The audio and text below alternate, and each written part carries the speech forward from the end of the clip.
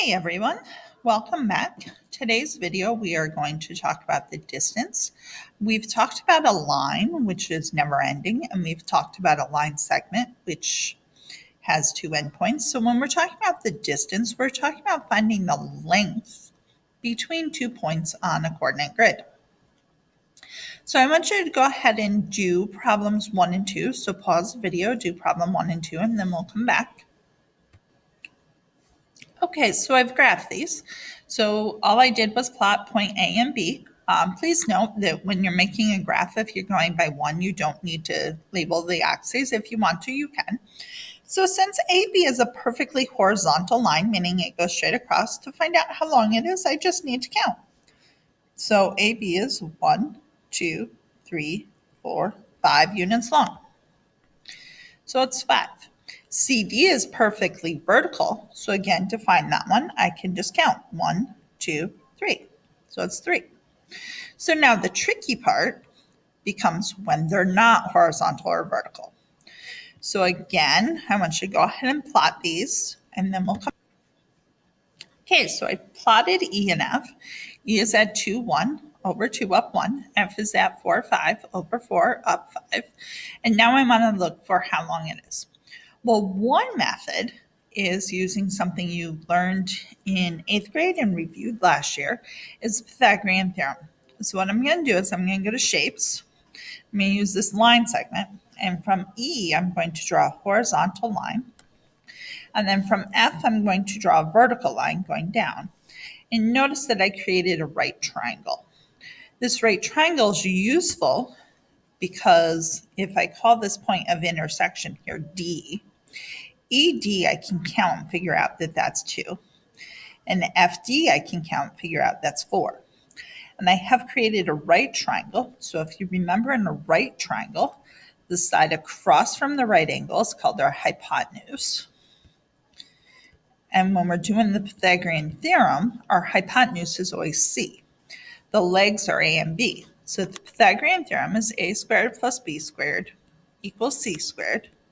So this is 2 squared, because we'll say ED is A, plus 4 squared equals C squared. Now remember, when you're doing this, you square first. 2 squared is 4, plus 4 squared is 16 equals C squared. We then add, we get 20 equals C squared. And then the opposite of squaring is take square root. So the square root of 20 equals C. It didn't tell me simplest radical form, but remember 20 has a perfect square factor of 4. So that's radical 4 times radical 5. So that's 2 radical 5. And that's how long EF is. When it's slanted, you can't count. You can only count vertical and horizontal. Well, plotting and sorry about the scrolling. Plotting and making a right triangle, that seems like a lot of work. So I want to kind of talk about something. So what if I put a random point that I'm going to call x1, y1. And then I do another random point that I call x2, y2. And I want to find out how long that segment is, which I'm going to call D.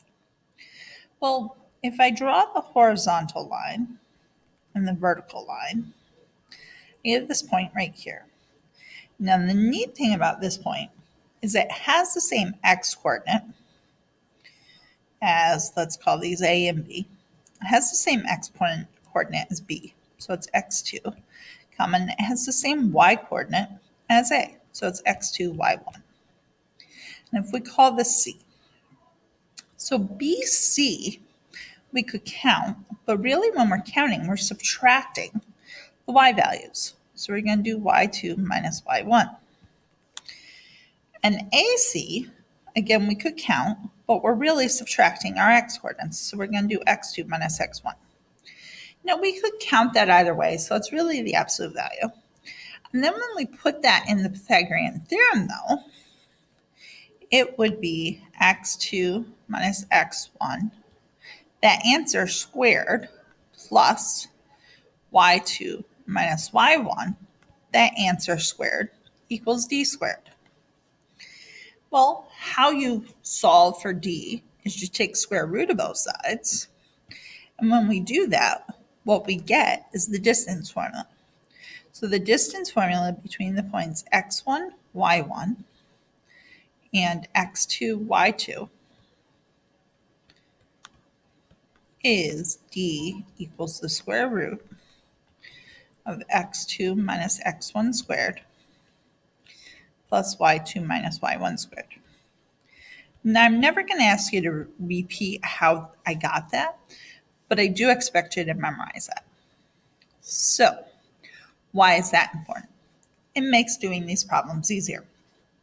So for number 4, instead of plotting it, counting, doing the Pythagorean theorem, I can just label R as x1, y1, and S as x2, y2. And then I can do the distance formula. Distance formula, and we should always write it whenever we're using it. That's going to help you memorize it. That also helps that if you learn the formula wrong, I know what you did wrong on the test. So square root x2 minus x1 squared plus y2 minus y1 squared. I'm going to substitute. So I have 6 minus negative 2 squared plus negative 2 minus 6 squared. And then your calculator can actually do that completely for you since it's asking me for the nearest tenth. So I'm going to pull up my calculator app here.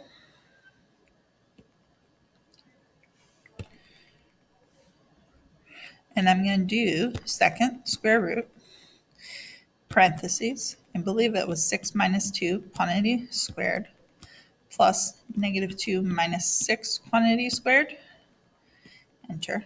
And that gave me 8.9. Not sure if I have those coordinates right. So it's 6 minus negative 2 and negative 2 minus 6. So I made a mistake, so I can arrow up.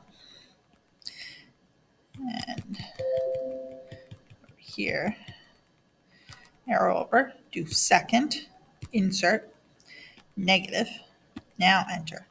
And the answer is 11.3. So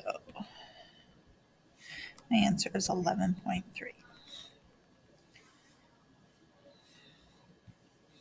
So I want you to pause and try to do problem 5 and 6, and then come back and check your answers.